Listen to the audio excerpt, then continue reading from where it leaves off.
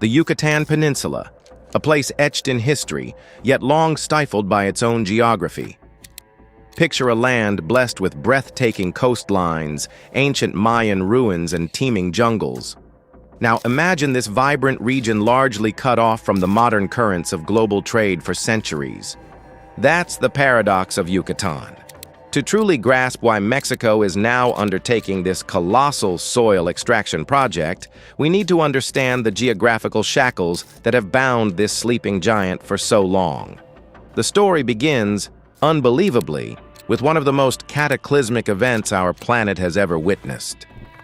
66 million years ago, an asteroid the size of a small city slammed into the Earth, right here, on the northern edge of what is now the Yucatan Peninsula.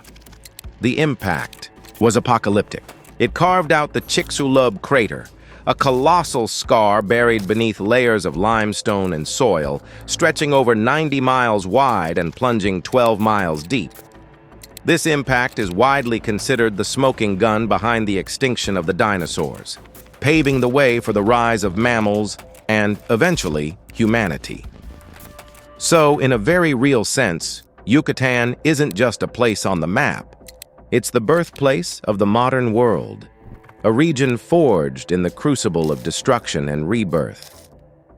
Fast forward to the present day, and you'll find a testament to nature's remarkable resilience. Lush jungles blanket the landscape, sheltering jaguars, monkeys, and countless bird species found nowhere else on Earth. Crystal-clear cenotes, natural sinkholes formed by the erosion of limestone, dot the peninsula. The Maya revered these as sacred portals to the underworld. Today, scientists recognize them as geological wonders, offering invaluable insights into climate and history. And then, there are the beaches, seemingly endless stretches of pristine white sand, lapped by turquoise waters, attracting millions of tourists each year. Postcard perfect, right? But behind these idyllic scenes lies a crucial limitation. The very limestone that gives rise to the cenotes also poses a significant obstacle to large-scale infrastructure development. For centuries, one factor hindering Yucatan's maritime potential has been the shallow waters of the Gulf of Mexico. These shallow waters prevent modern deep-draft ships from accessing its ports, effectively isolating the region from global trade networks.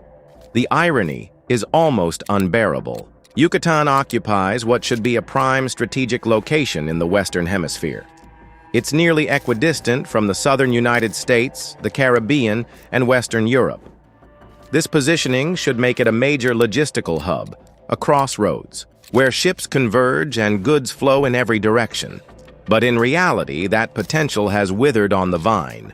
The shallow waters and outdated port infrastructure have relegated Yucatan to the sidelines.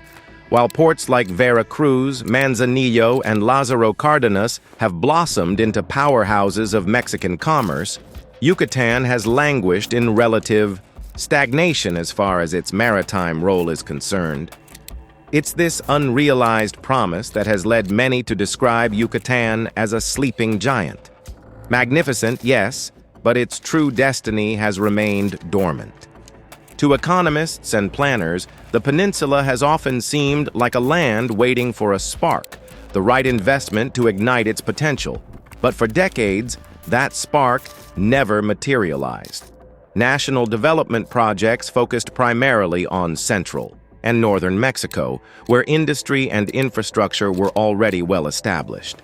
Yucatan was often relegated to the role of an admired beauty, more of a tourist destination than a serious player in the world of global commerce. Think of it like this. Imagine owning a prime piece of real estate in the heart of a bustling city, but the only access is a narrow, unpaved road. You might have the most beautiful building on that property, but without proper infrastructure, it's difficult to attract businesses or residents. That's essentially been the story of Yucatan for centuries. However, a change is on the horizon, and it arrived in 2025, when Mexico embarked on one of the boldest projects in its history, a project aimed at finally awakening the sleeping giant of the Yucatan. This ambitious undertaking seeks to overcome the geographical limitations that have held the region back for so long and usher in a new era of economic prosperity. But just how Mexico plans to accomplish this transformation is the focus of the next section. The Yucatan Peninsula, long a region of untapped potential, has historically been hampered by its geography. But now, Mexico is embarking on an ambitious project, dredging the Gulf of Mexico to reshape the seabed and unlock the Yucatan's trade potential. The Yucatan's economic limitations stem largely from its unique geological makeup. The same porous limestone that creates its stunning cenotes also makes it difficult to develop deep-water ports. For centuries, the shallow waters surrounding the peninsula have restricted access for large cargo ships, hindering its ability to participate fully in global trade. While other Mexican ports like Veracruz and Manzanillo have flourished, the Yucatan has remained somewhat isolated, its maritime role significantly underdeveloped. This is particularly frustrating given the Yucatan's strategic location. Situated almost equidistant from the southern United States, the Caribbean, and Western Europe, it should be a logistical powerhouse. However, due to these limitations, much of this potential has remained dormant. The Yucatan has often been referred to as a sleeping giant, waiting for a spark to ignite its true economic destiny. That spark might finally be here. Recognizing the urgency of transforming the Yucatan into a maritime hub, Mexico has launched a large-scale dredging project aimed at deepening and widening the port of Progresso. This project is not just about improving the port, it's about reshaping the future of the entire peninsula. The scale of the dredging operation is immense. Millions of cubic meters of soil are being extracted from the Gulf of Mexico, effectively rewriting the underwater landscape. The goal is to deepen the port's access channel and create a wider turning basin, allowing larger, modern cargo ships to dock safely and efficiently. This transformation aims to overcome the centuries-old limitations imposed by the region's shallow coastal waters. The project is being undertaken by specialized dredging companies, utilizing advanced equipment and techniques. Trailing suction. Hopper dredgers and cutter suction dredgers are at the forefront, working tirelessly to remove sediment and create the desired depth. The dredged material is then strategically relocated, often used to create new land platforms for future port facilities. This ambitious endeavor aims to unlock a new era of trade and economic growth for the Yucatan. By providing deep-water access, Progresso could become a major port of call for international shipping lines, connecting the region directly to global markets. This would reduce reliance on distant ports like Veracruz, which currently handle much of the Yucatan's trade, leading to increased shipping costs and transit times. A revitalized Progresso could also attract significant foreign investment. Companies in various sectors, from manufacturing and logistics to agriculture and tourism, could establish operations in the region, drawn by the improved access to global markets and reduced transportation costs. This would create new jobs, stimulate economic growth, and raise living standards for the people of the Yucatan. The dredging project is a complex undertaking with significant challenges. Maintaining port operations during the dredging process requires careful coordination and logistical planning. The environmental impact of the dredging also needs to be carefully managed to minimize disturbance to marine ecosystems. Close monitoring and mitigation measures are essential to ensure the project is carried out sustainably.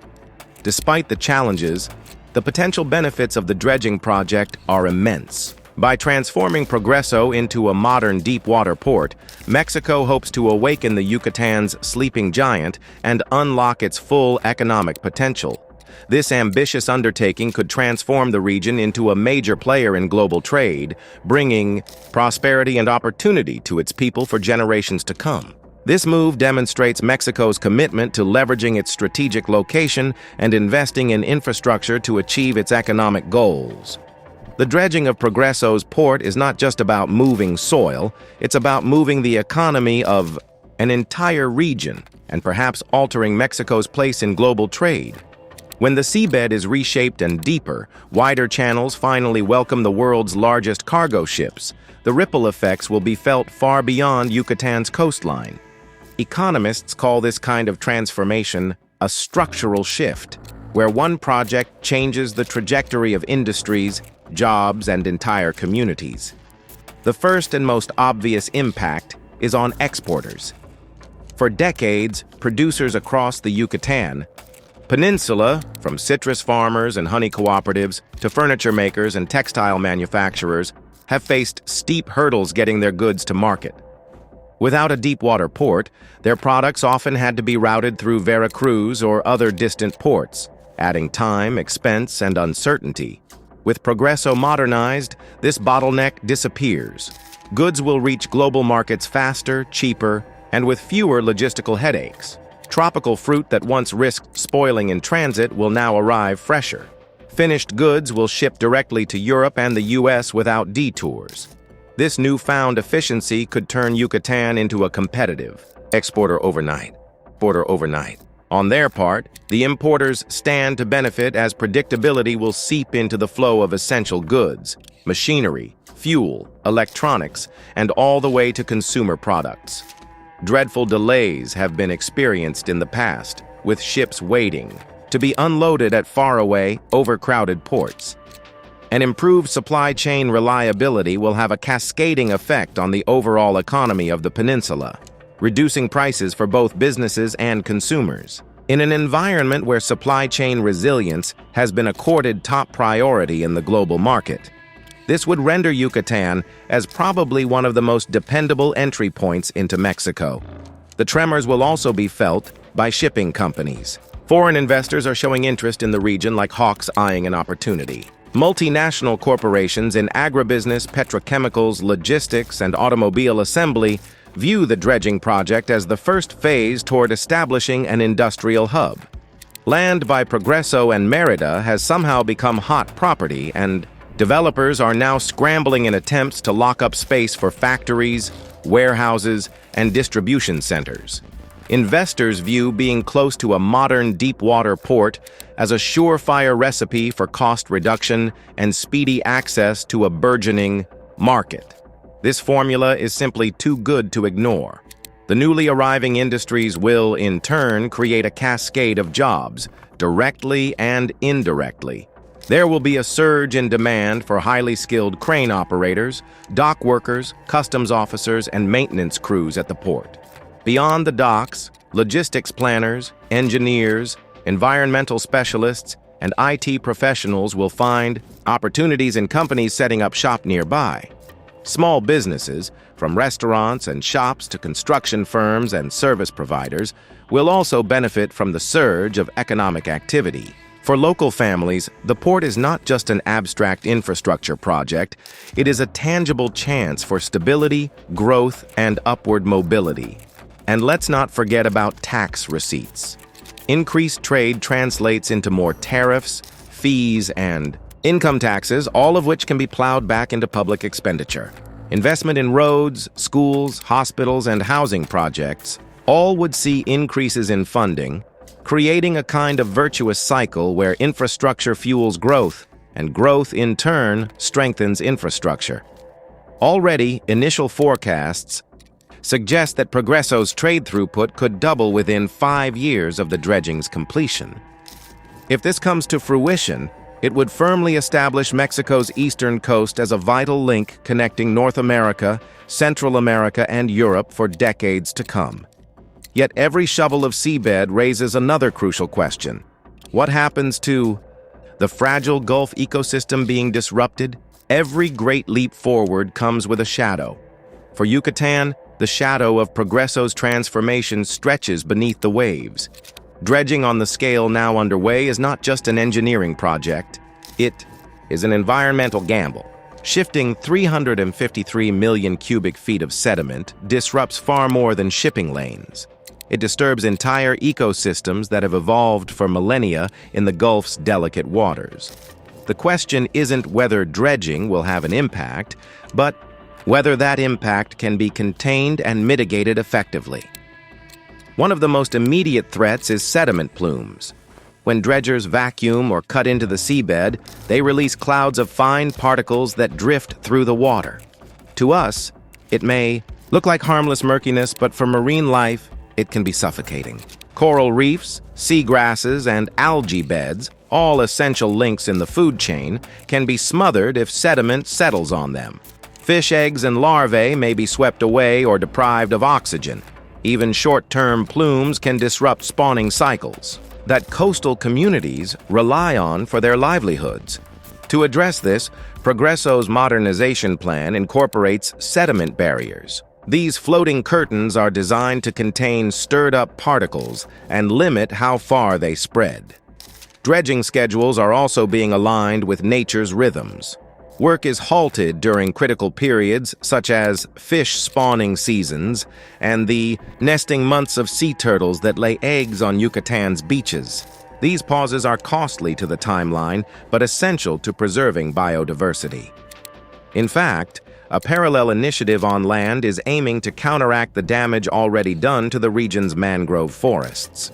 Coastal mangrove forests are, or should, be natural defenses, their trees absorbing wave energy and reducing erosion, while also providing shelter for countless species. Sadly, vast tracts of these mangroves have been cut down for decades due to tourism expansion and urbanization.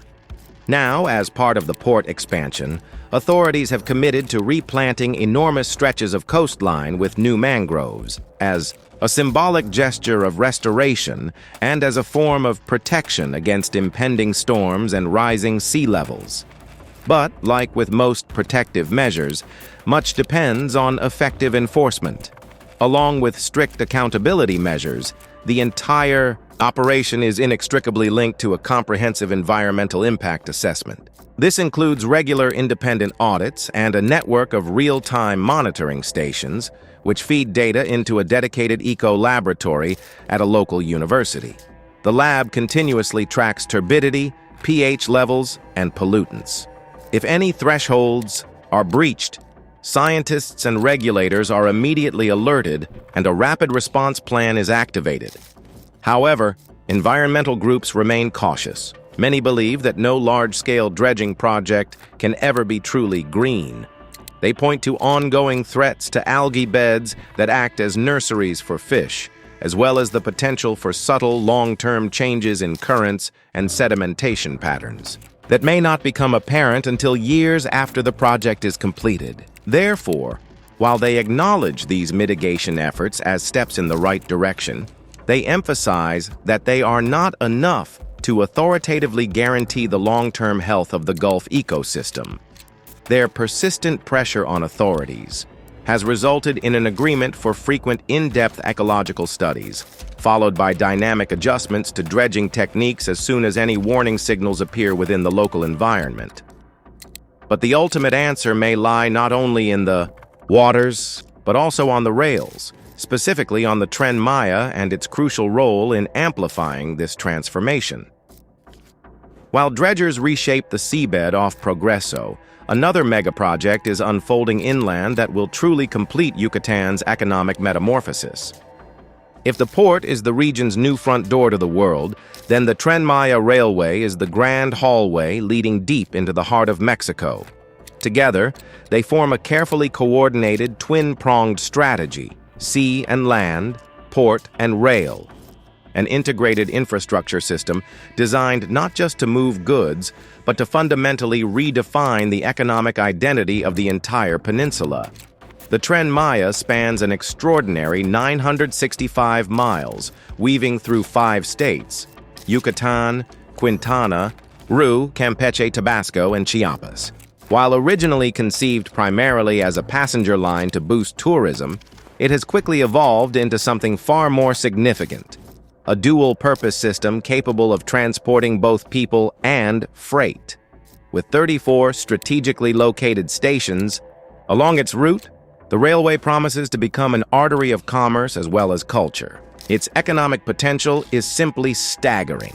The line is designed to carry up to 25 million passengers annually, while its freight division is poised to become the logistical backbone of southern Mexico. Of particular significance for Yucatans, Maritime future is the planned 43-mile rail link from Mérida directly to Progreso. For the first time, the port will be connected directly through steel tracks to the very heart of inland Mexico, bypassing congested highways altogether. Instead of trucks slogging through traffic to haul containers, goods can be seamlessly transferred from ships onto rail cars and efficiently dispatched across the country, and even northward into the United States. Analysts are predicting that this integrated system could provide as much as a 20% savings in inland transport costs and cut transit times in half, a monumental step up in efficiency. But the vision extends far beyond just one terminal.